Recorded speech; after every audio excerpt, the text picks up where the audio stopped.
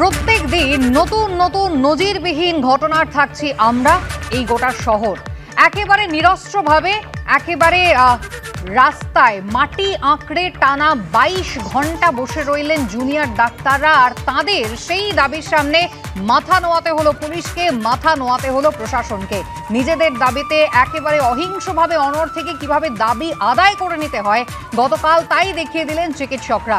এই শহরের জন্য রোজ নতুন নতুন চ্যালেঞ্জ ছুড়ে দিচ্ছেন প্রতিবাদীরা, রোজ ঐক্যবদ্ধ হচ্ছে মানুষ, এবং সব থেকে জরুরি যেটা 9 আগস্টের একটা ঘটনার পর আন্দোলন স্তিমিত হওয়া তো দূরের কথা, প্রতিদিন নতুন করে আগুন জ্বলছে, নতুন করে ঝাঁজ বাড়ছে, তীব্রতা বাড়ছে। আলোচনা করব যারা রয়েছেন আমাদের সঙ্গে, পরিচয় করিয়ে দেবো। দেবনারায়ণ সরকার রয়েছেন, ডক্টর তন্ময় মুখোপাধ্যায় রয়েছেন, সুব্রত দত্ত এবং ডক্টর তিতাস পাল রয়েছেন আমাদের সঙ্গে। আলোচনায় আসবো, তবে শুরুতেই আপনাদের দেখাবো সেই অনমনীয়তার ছবি যেখানে আন্দোলনের চাপে অবশেষে পুলিশ বাধ্য হলো নিজেদের সেই লৌহ কপাট সরাতে। 22টা ঘন্টা সেথর সঙ্গে লড়াই চললো, কিন্তু তারপরও মাথা নামাতে হলো পুলিশ প্রশাসনকে, যেখানে দেখা গেল পুলিশ কর্মীরা তারাই কিন্তু হাত দিয়ে, যে হাতে তারা 22 ঘন্টা আগে ব্যারিকেড তৈরি করেছিলেন, যেভাবে শিকল লাগিয়েছিলেন সেই শিকল তারা খুলে দিলেন, খুলে দিতে বাধ্য হলেন। পৌঁছে গেলেন চিকিৎসকরা একেবারে লালবাজারে, পৌঁছে গেলেন সিপির দুয়ারে।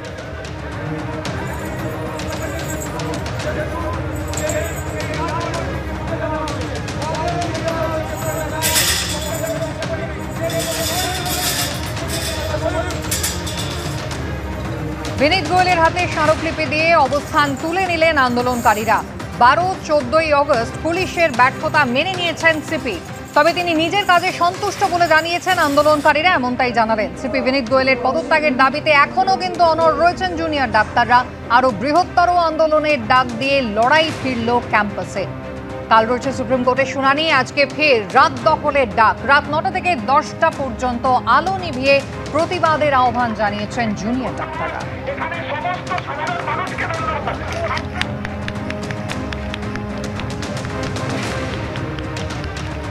শেষমেশ আমাদের যে ডেপুটেশন কপি, সেই ডেপুটেশন কপি আমরা দিই, তিনি সেই ডেপুটেশন কপি রিসিভ করেন, গ্রেসফুলি রিসিভ করেন, এবং তারপর আমরা প্রত্যেকটা যে পয়েন্ট, সেই পয়েন্ট নিয়ে আলোচনা করি। সেই আলোচনায় তিনি স্বীকার করেন 12 তারিখ এবং 14 তারিখের যে ঘটনা, সেই ঘটনা যে পুলিশ ফেলিওর হিসেবে তিনি মনে করেন, এটা তিনি স্বীকার করেন। পরবর্তীকালে 9 তারিখে 14 তারিখ কর্ডন করার জায়গা, এভিডেন্স টেম্পারিং এর ঘটনা, এই প্রত্যেকটা জিনিস নিয়ে আমরা ডিটেলসে আলোচনা করি, এবং এই ডিটেলস আলোচনার পর উনি পরিষ্কারভাবে বলেন যে তিনি আমরা জিজ্ঞাসা করি যে স্যার এই নৈতিক দায়ভার থেকে আমরা মনে করি পদত্যাগ করা উচিত, কিন্তু তিনি এই কথা বলেন যে তিনি তার কাজে খুশি, কিন্তু তার ঊর্ধ্বতন কর্তৃপক্ষ যদি তাকে মনে করেন তার পদত্যাগ করাবেন, তাহলে তিনি হাসি মুখে সেই পদত্যাগপত্র গ্রহণ করবেন। এই মুহূর্তে এই যে আলোচনা হলো, আপনারা কি ভাবছেন, এখন কি করবেন? আমাদের যে ডেপুটেশন কপি, সম্মিলিত কপি দেওয়ার পদক্ষেপ ছিল, সেটা আমরা আজ দিলাম। আমাদের পরবর্তীকালে যে সুনির্দিষ্ট কর্মসূচি আছে, 4 তারিখের যে কর্মসূচি বিচার পেতে আলোর পথে, সেটা আমরা পালন করব 9টা থেকে 10টা। 9টার সময় লাইট বন্ধ করে আপনারা বাইরে বেরিয়ে আসুন, অভয়ার বিচারের দাবিতে যেভাবে পারবেন শান্তিপূর্ণ উপায়ে প্রবেশ করুন। আমি ডক্টর পালকে দিয়ে আলোচনা শুরু করব। ডক্টর পাল, একেবারে যে অনমনীয় মনোভাব আমরা জুনিয়র চিকিৎসকদের দেখলাম, যেখানে প্রবীণরা পাশে এসে দাঁড়িয়েছেন, যেখানে একেবারে অবসরপ্রাপ্তরা পাশে এসে দাঁড়িয়েছেন, গোটা দেশ পাশে এসে দাঁড়িয়েছে বলা যায়। আজকে যেমন একটা কর্মসূচি রয়েছে 1 ঘন্টা, তার পরবর্তী আপনাদের পদক্ষেপ কি রয়েছে, কি ভাবনা চিন্তা রয়েছে? আজকের যে আমাদের কর্মসূচি, রাত 9টা থেকে 10টা আমরা আলো নিভিয়ে সবাইকে রিকোয়েস্ট করছি যে রাস্তায় নেমে আসুন হাতে প্রদীপ বা দিয়া নিয়ে। অভয়া দিয়ে আমাদের দিকে তাকিয়ে আছে। এর পরবর্তী আমাদের যে কর্মসূচি সবটাই ডিপেন্ড করছে কালকে সুপ্রিম কোর্টের হিয়ারিং এর ওপর। 5 তারিখে কালকে সুপ্রিম কোর্টের হিয়ারিং আছে, সেটা অনুযায়ী আমরা নিজেদের পদক্ষেপ বা পরের কর্মসূচি ডিসাইড করবো আর কি। এবং একই সঙ্গে সিপির পদত্যাগের যে দাবি আপনারা জানিয়েছেন, যে নিয়ে আপনাদের ডেপুটেশন, সেই দাবিতে আপনারা অনড় থাকছেন? অনড়, একদম অনড়। ডেপুটেশন আমরা জমা দিয়ে এসেছি, উনি ওনার পয়েন্টটা রেখেছেন, আমরা আমাদের পয়েন্টটা রেখেছি। এবার দেখা যাক উনি কি করেন, তবে আমাদের এই দাবি অনড়। বেশ, আমি দেবনারায়ণ বাবুর কাছে যাই। দেবনারায়ণ বাবু, একটা জিনিস মানতেই হবে, দেরি হলেও এখনো পর্যন্ত যা দাবি সেগুলো কিন্তু একটার পর একটা মেটানো হচ্ছে, বা কোথাও প্রশাসন বাধ্য হচ্ছে মেটাতে। দেখুন, যে অভিযোগ ছিল সন্দীপ ঘোষের বিরুদ্ধে, সেই অভিযোগে সিবিআই গত পরশু তাকে গ্রেফতার করলো। প্রায় 24 ঘন্টা পরে সেখানে স্বাস্থ্য দফতর বাধ্য হলো সন্দীপ ঘোষকে পদ থেকে সরাতে। জুনিয়র ডাক্তারদের কিন্তু এটাও একটা অন্যতম দাবি ছিল, এবং যে দাবি নিয়ে তারা মাটি আঁকড়ে পড়ে রইলেন গত 22 ঘন্টা ধরে, সেটাতেও কিন্তু সাকসেস পৌঁছে গিয়েছেন একেবারে লালবাজারের অন্দরে। তাহলে শুধু শুধু এই দীর্ঘসূত্রিতার কারণটা কি মানতে তো হবেই। কোনটা, কোন দীর্ঘসূত্রতা? এই যে 22 ঘন্টা ধরে অপেক্ষা, আচ্ছা। সন্দীপ ঘোষ 12 তারিখ রিজাইন করার পর সিবিআই তাকে গ্রেফতার করছে, গত পরশু 2 তারিখ, 3 তারিখে তাকে সরাচ্ছেন, মানে অবশেষে মানতে তো হচ্ছেই, সেই জায়গা থেকে তো সরা যাচ্ছে না। না না, তুমি প্রশ্ন করছো কোনটা? তুমি লালবাজারের প্রশ্ন করছো না সন্দীপ ঘোষ? দুটোই প্রশ্ন করছি। যে দীর্ঘসূত্রিতার কারণটা কি, লালবাজারেরটাও মানতে হলো, সন্দীপ ঘোষেরটাও মানতে হলো। না, প্রশ্ন হচ্ছে এই যে গোদা বাংলায় বলে চুন খেয়ে গাল পড়েছে দই দেখলি ভয় পায়, তার মানে এর আগে 25-30 জন পুলিশ মার খেয়েছে। আবার যদি এই ঘটনা ঘটে, কারণ রাত্রে দেখা গেছে বাইরের যারা রাজনীতিবিদ তারা ওখানে ঢুকেছে, অবশ্য পরে তারা স্লোগান দিয়ে বাইর করেছে, মানে পুলিশ মার খাবে। না না, নিশ্চয়ই তো সেই ঘটনাটা তো অতীত, একেবারে কারেন্ট, এই কারণে নিশ্চয়ই এই জিনিসটা কবে মার খেলো পুলিশ? আরে পুলিশ এই যে আরে যেদিন কি হলো রাজনৈতিক 14 তারিখ পুলিশ তো পালিয়েছে, 14 তারিখ রাতে আপনি কবে পালিয়েছে? মানে আপনি 14 তারিখ রাতের কথা বলছেন? এই যে এটা পালন হলো কদিন আগে, নবান্ন অভিযান। সেখানে তো পুলিশ মার খেলো, সেখানে পুলিশ কেন মার খেলো? এই কারণটা ওই যে চুন খেয়ে এখন দই দেখলে এটা সত্যি তো এই অবস্থা যদি হয় আবার আর একটা গন্ডগোল হবে, সেই কারণে। এবং শুধু ওরা ছিল না, অনেকেই ছিল। মানে আপনি বলছেন, তার মানে দেবরাম বাবু, আচ্ছা তার মানে আপনি বলছেন যে জুনিয়র ডাক্তারদের হাতে পুলিশ মার খেতে পারে এরকম একটা ভয়ে ওই 9 ফুট উচ্চতার ওই ব্যারিকেডগুলোকে বসাতে হচ্ছে। আমি কখনো বলিনি জুনিয়র ডাক্তারদের সঙ্গে, অনেকেই ওরা বলছে আমাদের সঙ্গে অনেকেই মিশেছে, আমরা তাদেরকে দেখেছি এসেছে, কিন্তু তারা পতাকাবিহীন এসেছে। এখন কে কখন কোথায় আসে সেই অবস্থা তো ওরা, মানে কলকাতা পুলিশ, মানে কলকাতা পুলিশ একটা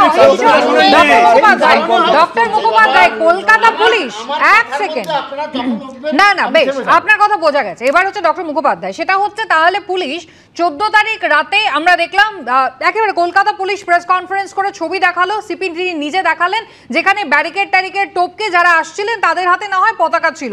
সেদিন পুলিশ পারলো না প্রতিরোধ করতে। আচ্ছা 27 তারিখে নাকি পুলিশ মার খেলো, দেবনারায়ণ বাবু বলছেন কেন মার খেলো, সেটাতে ঘোষিত কর্মসূচি ছিল।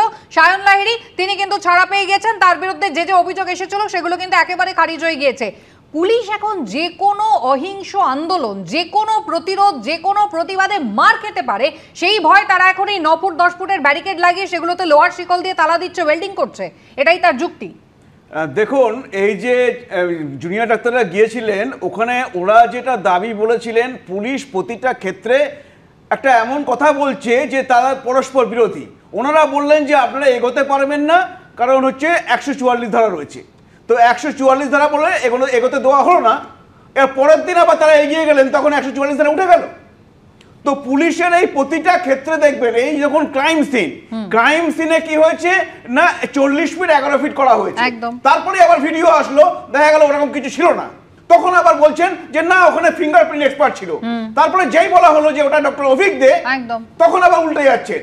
আবার তৃণমূল হচ্ছে অভিক থেকে সাসপেন্ড করছে কারণ সে ক্রাইম সিনে ছিল বলে, ক্রাইম সিন সংক্রান্ত ব্যাপারে কোনোটার সাথে কোনোটার মিল নেই। পুলিশের বিশ্বাসযোগ্যতা পুলিশ হারিয়েছে, যার জন্য মানুষ পুলিশ কি বলছে, প্রশাসন কি বলছে, এই সরকার কি বলছে, কোনো কথা বিশ্বাস করতে পারছে না মানুষ। সেই জন্যে এখন এই ছাত্রছাত্রীরা আন্দোলন করছে, সাধারণ মানুষ জনরোষে বাইরে বেরিয়ে এসছে, কারণ তারা এই সরকারকে আর বিশ্বাস করে না। এই সরকার পদে পদে মিথ্যে কথা বলে, সেগুলো এই সরকারই প্রমাণ করেছে।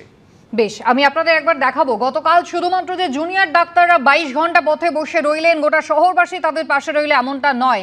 কালকে একেবারে সিনিয়র ডাক্তারদেরও আমরা দেখলাম গোটা বাইপাস জুড়ে একটা দীর্ঘ রাস্তা হাতে হাত ধরে মানববন্ধন করে রইলেন তারাও। আন্দোলনের আরো এক অভূতপূর্ব নতুন ছবি দেখলো এই শহর।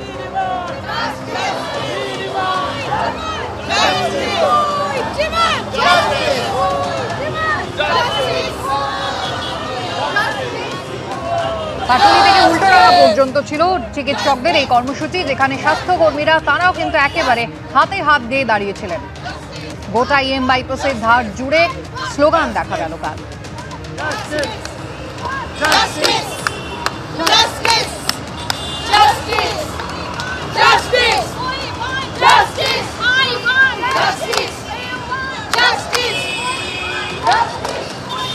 এই জায়গায় আসবে সুব্রতদা, একটা জিনিস তো মানতেই হবে যে রাজ্য সরকার এই মুহূর্তে খানিকটা হলেও পিছুপা হতে বাধ্য হচ্ছে, এবং কোথাও এই যে আন্দোলনগুলো সংগঠিত হচ্ছে এটাকে কি পুলিশ ভয় পাচ্ছে? তাকে থামানোর জন্যই এত উদ্যোগ?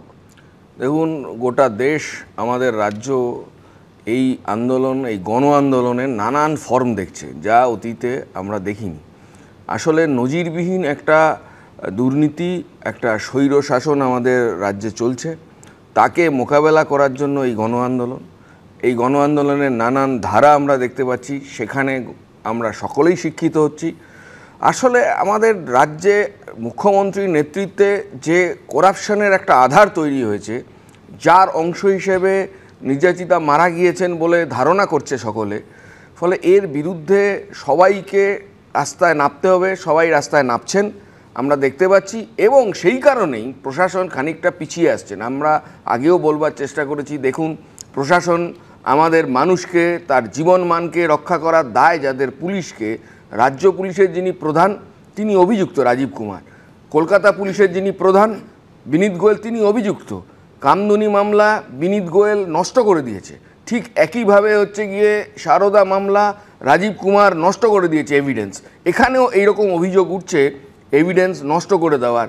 ফলে এই ধরনের অভিযুক্ত ব্যক্তিদের মাথার ওপর রেখে প্রশাসনের যে স্বচ্ছতা মানুষের কাছে নামিয়ে আনার, দেখানোর, সেটা করতে পারছেন না কেন মুখ্যমন্ত্রী? কেন স্বাস্থ্যমন্ত্রী পারছেন না এটা করতে? একটা জিনিস তো মানতেই হবে যে সিপি তিনি একেবারে, চিকিৎসকরা বলছেন তিনি মেনে নিয়েছেন যে 12 তারিখের ঘটনা, 14 তারিখের ঘটনায় মানে সেখানে যে পুলিশি ব্যর্থতা ছিল, এবং প্রেস কনফারেন্সও আমরা দেখেছি একেবারে সিপি পরিষ্কার বলছেন যে ব্যর্থতা, আপনারা যদি বলেন ব্যর্থতা সেক্ষেত্রে আমাদের ফেলিয়ার মানতেই হবে। তা সত্ত্বেও তিনি নিজের পদত্যাগ তিনি করবেন না, মানে একেবারে নজিরবিহীন ভাবে তারই পদত্যাগের দাবি যেখানে তারই হাতে তুলে দেওয়া হচ্ছে, এখনো তিনি বলছেন যদি ঊর্ধ্বতন কর্তৃপক্ষ সরায় তাহলে তিনি সরবেন। একদম একদম একদম, কারণ ঊর্ধ্বতন কর্তৃপক্ষ চুপ। এই যে যত ঘটনা হয়েছে, একটু আগে যিনি তৃণমূলের মুখপাত্র উনি বললেন যে পুলিশ মার খেয়েছে ইত্যাদি ইত্যাদি। পুলিশ যেভাবে সাধারণ মানুষকে মেরেছে, সে 27 তারিখের ঘটনাই হোক বা ওই ডার্বি ম্যাচেই হোক, এবং আরও তারপরে যতগুলো মানববন্ধন হয়েছে বিভিন্ন জায়গায় আমরা দেখতে পেয়েছি পুলিশের বীভৎস রূপ। লাঠিপেটা করেছে পুলিশ, কাঁদানে গ্যাস ছুঁড়েছে, এমনকি পুলিশ টিয়ার সেল পর্যন্ত ফাটিয়েছে। এই পুলিশের রূপ, উপর মহলের যদি অঙ্গুলি হেলন না থাকে, পুলিশ এই ধরনের মানে মানুষকে আটকানোর জন্য পুলিশের এই যে প্রয়াস, এই প্রয়াস পরিষ্কার বোঝা যাচ্ছে উপর মহলের অঙ্গুলি হেলন রয়েছে, রাজ্যের পুলিশ মন্ত্রীর অঙ্গুলি হেলন রয়েছে, এবং সেই জন্য ইঙ্গিতটা তিনি করছেন যে উপর মহল চাইলে, সিপিআই ওই জন্য বলছে এরকম এত ন্যাক্কারজনক ঘটনা, মানে সারা দেশে এই ঘটনা, আমি তো মানে আমি নিজে সত্যিকারের অবাক যে কিন্তু তার সত্ত্বেও পদ থেকে সরছেন না। একদম একদম একদম তিনি মানছেন, কিন্তু ব্যাপার হচ্ছে যে যেহেতু তিনি জানেন যে তিনি মানে পৃষ্ঠপোষক, তার উপরে পুলিশ মন্ত্রী রয়েছেন, পুলিশ মন্ত্রী চাইলে তবে তিনি সরবেন। উপর মহল বলতে এক্স্যাক্টলি একদম পুলিশ মন্ত্রীর কথাই এখানে বলা হয়েছে। মুখ্যমন্ত্রী মমতা বন্দ্যোপাধ্যায় তিনি একেবারে টিএমসিপির প্রতিষ্ঠা দিবসেই জানিয়ে দিয়েছিলেন যে দুদিনের বিধানসভার বিশেষ অধিবেশন হবে, আর সেই মতো গতকাল বিধানসভায় অপরাজিতা বিল পেশ করলো রাজ্য সরকার। তৃণমূল সরকারের আনা বিলে বিজেপি সম্মতি দিয়েছে, কিন্তু তা সত্ত্বেও তুমুল হট্টগোলের পরিস্থিতি তৈরি হলো।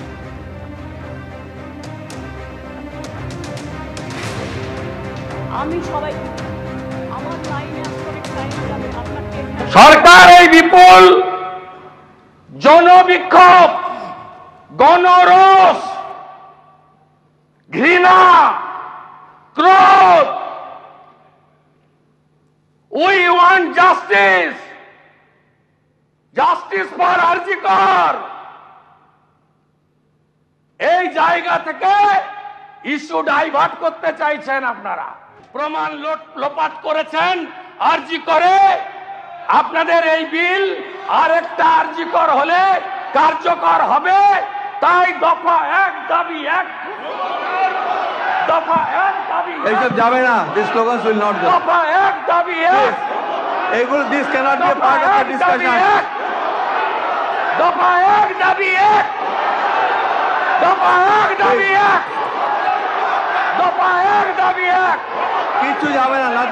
বিলকিসের ধর্ষকদেরও জেল থেকে ছেড়ে দিয়ে মালা পরানো হয়েছিল, যাবজ্জীবন জেলের সাজাপ্রাপ্ত উন্নাওয়ের ধর্ষণকারী সকলকে প্যারোলে মুক্তি দেওয়া হয়েছে।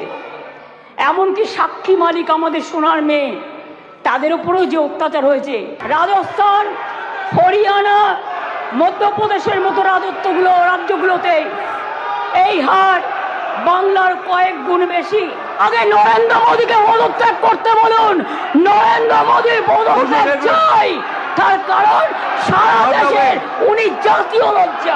প্রধানমন্ত্রী, আপনি দেশের লজ্জা, আপনি মেয়েদের প্রোটেকশন দিতে পারেন না, তাই আপনার পদত্যাগ দাবি করছি। অপরাজিতা বিল এনে রাজ্য সরকার কতটা সদর্থক ভাবনা চিন্তা করছে তার একটা প্রকাশ তো সামনে এলো, কিন্তু প্রশ্ন উঠছে এই বিলের আদৌ কোনো বাস্তবতা রয়েছে কি, বা আরজি করে যে ঘটনা ঘটে গিয়েছে সেই নির্যাতিতা তিনি তো এই বিলের আওতায় আসবেন না, তাহলে তার সুবিচার কিভাবে হবে? আমি শ্রমিকের কাছে এই জায়গায় যাবো। শ্রমিক, এই যে আইন গতকাল বিধানসভায় পাশ হলো এবং পাশ হলো, তারপর এর বাস্তবে কার্যকরী হওয়াটা কতটা সম্ভব? প্রথমত আমি বলি যে একটা কথা হচ্ছে যে অলরেডি এই যে আইন আমাদের বিএনএস নতুন যে আইন এসেছে এই 2023 বিএনএস এ এই প্রভিশন অলরেডি আছে, তার আইপিসিতেও ছিল। আর আরেকটা কথা হচ্ছে এটা আপনাকে বুঝতে হবে যে এটা একটা হচ্ছে আমাদের মানে দেশের আইন একটা রাজ্যে আলাদা, আবার দেশের অন্যান্য জায়গায় আলাদা। সম্মত কি হবে? সেইটাই আমার কাছে অত্যন্ত মানে অবাক লেগেছে। আমার মনে হয় না এটা হবে।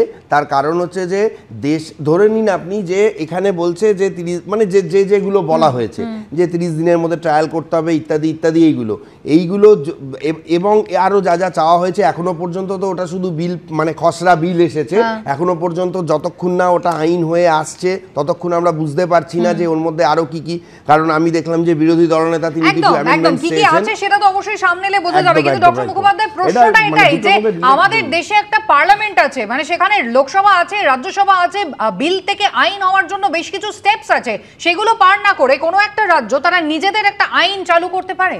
না দেখুন, সেটা তো একটা আসি আমি আপনাকে বলছি, কিন্তু আপনি এই আইনটা দেখুন যে এটা পশ্চিমবঙ্গের আইন, তো তাহলে পশ্চিমবঙ্গের সমস্যাগুলোর তার সমাধান কি এই আইনে থাকবে?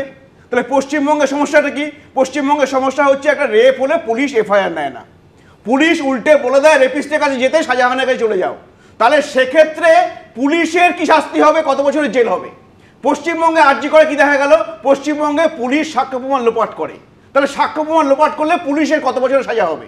পশ্চিমবঙ্গে কি দেখা গেল যে একটা রেপ হলে সাথে সাথে সেই ভিকটিমকে তাড়াতাড়ি করে পোস্টমর্টম করে দেওয়া হয়, না হলে পোস্টমর্টম দেরি করা হয়, বডি পুড়িয়ে দেওয়া হয়, এই আইনে কি আছে যে পুলিশের কতদিন সাজা হবে, মৃত্যুদণ্ড হবে কিনা? এরকম একটা পরিস্থিতিতে দেবনানন্দা, যখন এরকম একটা তালগোলের পরিস্থিতি চলছে, গোটা দেশের মানুষ ভাবনা চিন্তা করছেন, গোটা পৃথিবীর মানুষ শিহরিত হয়েছেন, সেই রকম একটা পরিস্থিতিতে এই আইনের রাজ্য সরকার কি প্রমাণ করার চেষ্টা করলো যে তারা অত্যন্ত সদর্থক এই সমস্যাগুলো সমাধানে? আমার প্রথম প্রশ্ন হচ্ছে কি, দেখুন তিনটে জিনিস মুখ্যমন্ত্রী বলেছে, এটা হলো সর্বোচ্চ শাস্তি, 2 নম্বরে কম, যেটা আমাদের আছে, যেটা বোধহয় আগে ছিল না, না ছিল না,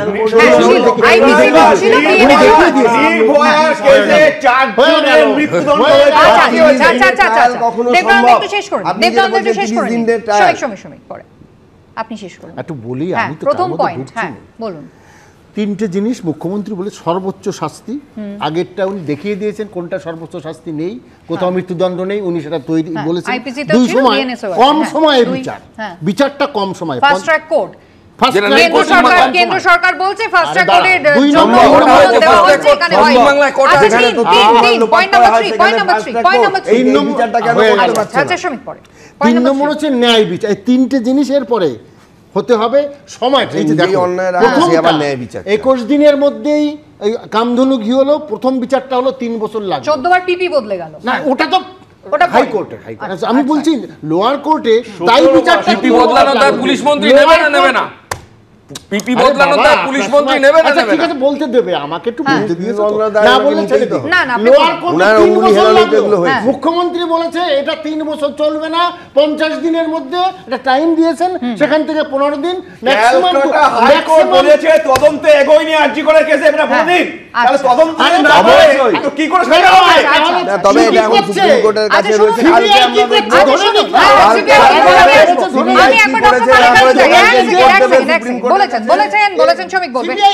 আমি একবার ডক্টর পালের কাছে যাই, দাঁড়ান আস্তে এই মুহূর্তে যারা পথে নেমে আন্দোলন করছেন তারা কি মনে করছেন? ডক্টর পাল, এই যে অপরাজিতা বিল পাশ হলো, যদি আইন লাগু হয়, যদি কার্যকর হয়, আপনার কি মনে হচ্ছে? আপনারা আশাবাদী? এই আইনটা আমরা জানি এটা রেট্রোস্পেক্টিভ যে অ্যাসপেক্টটা আছে সেটা হচ্ছে এই আইনটা যে পাশ হলো এটার কোনো অ্যাসপেক্ট কিন্তু আমাদের অভয়াদির জাজমেন্ট মানে বিচারের ওপর পড়বে না।